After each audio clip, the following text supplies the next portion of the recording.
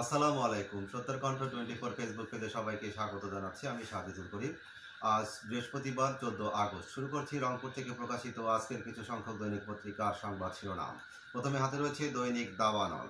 দাবানলের সংবাদ শিরোনামে রয়েছে সাংবাদিকতার অধিকার সুরক্ষা অধ্যাদেশের খসড়া চূড়ান্ত। সাংবাদিক নির্যাতনে সর্বোচ্চ শাস্তি 5 বছরের জেল। ত্রয়োদশ জাতীয় নির্বাচন প্রস্তাবিত আরপিওকে স্বাগত দলগুলোর। দৈনিক দাবানল। দৈনিক প্রথম খবরের সংবাদ শিরোনামে রয়েছে গণতন্ত্রকে শক্তিশালী করতে জনগণের হাতে ক্ষমতা হস্তান্তরে আমরা প্রতিশ্রুতিবদ্ধ। প্রধান উপদেষ্টা। লালমনিরহাটের নিম্নাঞ্চল প্লাবিত, তিস্তায় পানি বৃদ্ধি পেয়ে বিপদ সীমার 4 সেন্টিমিটার উপর দিয়ে প্রবাহিত। দৈনিক প্রথম খবর। দৈনিক যুগের আলোর সংবাদ শিরোনামে রয়েছে বাংলাদেশের মানবাধিকার পরিস্থিতি স্থিতিশীল হলেও উদ্বেগ রয়েছে যুক্তরাষ্ট্র।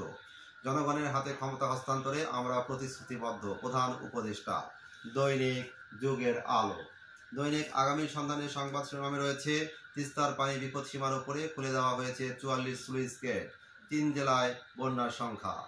আমরা জনগণের হাতে ক্ষমতা ফিরিয়ে দিতে প্রতিশ্রুতিবদ্ধ। প্রধান উপদেষ্টা। দৈনিক আগামীর সন্ধানে।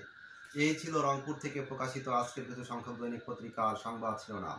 নিয়মিত সংবাদ জানতে চোখ রাখুন সত্যের কণ্ঠ 24.com ও সত্যের কণ্ঠ 24 ইউটিউব চ্যানেলে।